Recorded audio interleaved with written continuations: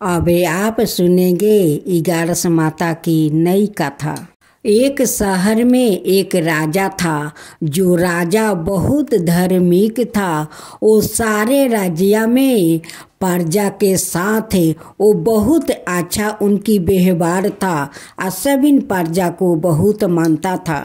राजा बहुत दान पुण्य करते थे और अपना महल में साधु संत को बुलवा कर वो हवन करवाता था, यज्ञ करवाता था।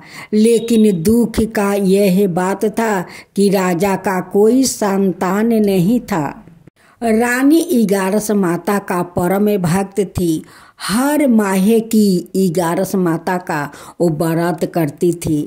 राजा का संतान नहीं होने से वो बहुत चिंतित रहता था और रानी उदास रहती थी। राजा साहेब जब सभा से महल में आते हैं और रानी को आँख में आंसू बहते हुए देखते हैं तो राजा भी उदास हो जाते हैं और सोचने लगते हैं कि अगर हम दोनों को आज संतान होता तो रानी का आँख में आंसू नहीं होता। लेकिन रानी इगारस माता से कभी दुखित नहीं होती। यह नहीं कहती कि आपका इतना श्रद्धा भक्ति से पूजा करती हूँ और आज तक आप मुझे संतान नहीं दिया। ये बात कभी रानी इगारस माता से नहीं कहती। रानी तो श्रद्धा भक्ति से इगारस माता का पूजा करती रही।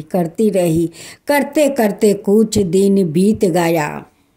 राजा तो रानी का बहुत प्यार से समझाते कि देखो रानी, हम दोनों का तकदीर में संतान नहीं लिखा है। हमारा कभी संतान नहीं होगा और तुम हमेशा उदास रहती हो, आँख से आंसू बहाती हो तो मेरा अच्छा नहीं लगता है। मैं भी तुम्हारा आंसू देखकर उदास हो जाता हूँ।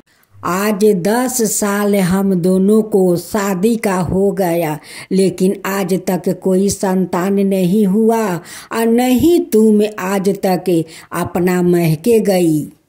राजा कहते हैं कि देखो प्रिया, चलो तुम्हारा महके चलते हैं और कुछ दिन हम दोनों वहाँ पर रह कर आएंगे।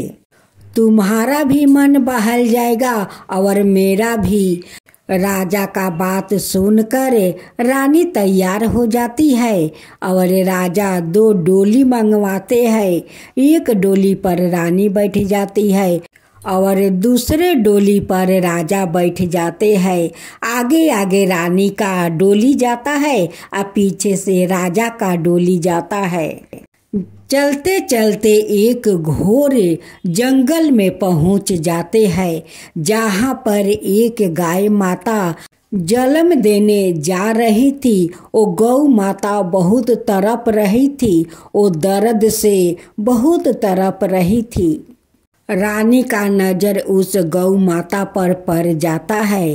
रानी कहार से कहती है कि कहार भाई, थोड़ा डोली रोको, देखो गाय माता अपना बच्चे को जन्म दे रही है, उनकी बहुत दर्द हो रहा है। कहार उस जंगल में डोली रोक देते हैं और रानी उतर कर उस गाय माता को सारा शरीर टीप टाप कर देती है और गाय अच्छे से अपना बच्चा को जन्म दे देती है। गाय माता कहती है कि बेटी, अगर तू ना होती तो मेरा बच्चा अच्छा से खलास नहीं होता।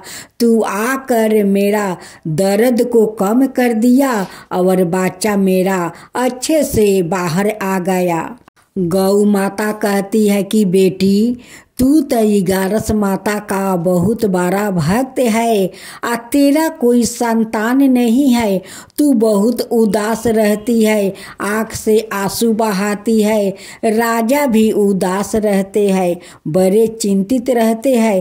तेरा कोई संतान नहीं है बेटी। आज मैं तुझे आशीर्वाद देती हूँ बेटी कि तेरे कोख से तो नहीं, लेकिन इस जंगल में इगारस माता तुझे एक संतान से मिलवाएगी वही संतान तेरा अपना राजकुमार होगा बेटी।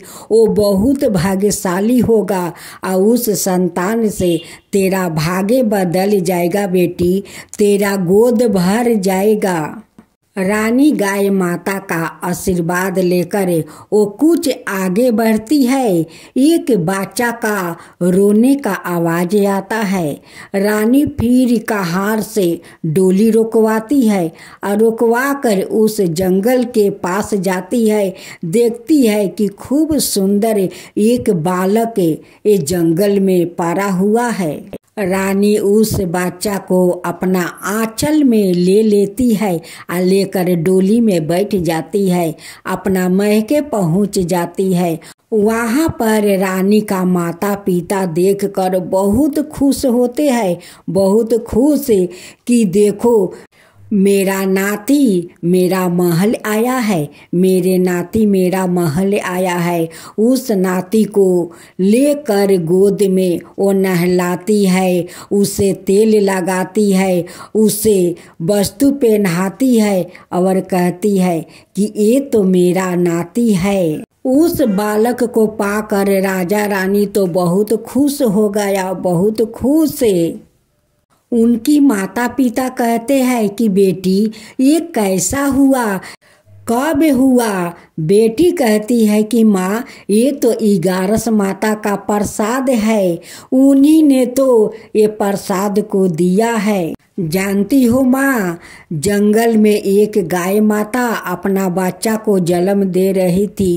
वो बहुत दर्द से तड़प रही थी। मैं डोली रुकवा कर उनका सारा शरीर टिप टाप कर दिया, उनकी अच्छे से बच्चा खलास हो गया। गाय माता मुझे यही आशीर्वाद दिया कि बेटी तेरा अपना कोख से तो जन्म नहीं लेगा, लेकिन 11 माता का दिए हुए प्रसाद इस जंगल में तेरा मिलेगा। और देखो माँ वो मिल गया, राजकुमार मुझे मिल गया माँ। उनकी माँ कहती है कि बेटी 11 माता का रूप में वही गाय माता थी कि तुझे आशीर्वाद दिया है। अगर उन्हीं के रूप में गाय माता नहीं होती तो तेरा राजकुमार भी नहीं होता। वो गाय माता नहीं थी, वही 11 माता थी गाय का रूप में।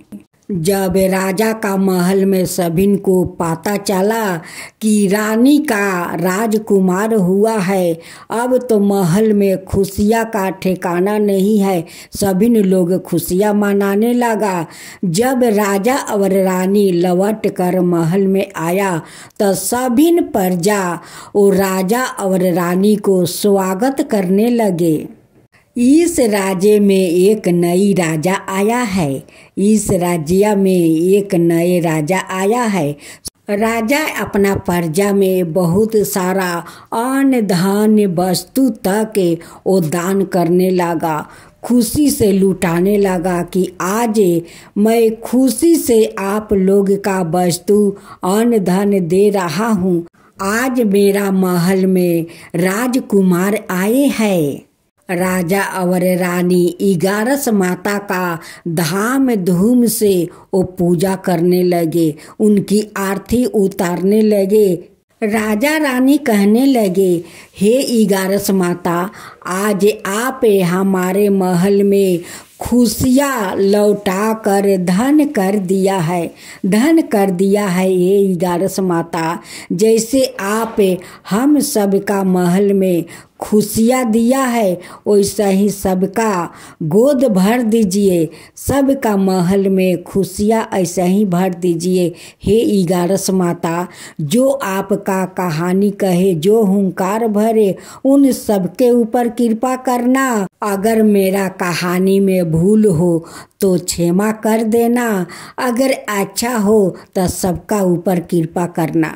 अब सुने, हर व्रत गाथा के साथ सुनी जाती है लपसी तपसी की यह कहानी। एक लपसी था और एक तपसी था। तपसी हमेशा भगवान की तपस्या में लीन रहता था लपसी रोजाना सावा शेर की लपसी बनाकर भगवान का भोग लगा कर जिमा लेता था। एक दिन दोनों लड़ने लगे।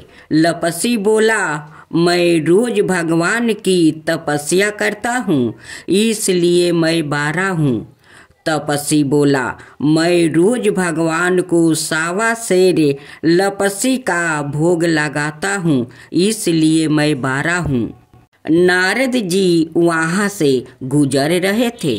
दोनों को लड़ता देख कर उनसे पूछा कि तुम क्यों लड़ रहे हो? तपसी ने खुद के बारा होने का कारण बताया और लपसी ने अपना कारण बताया। नारद जी बोले, तुम्हारा फैसला मैं कर दूंगा।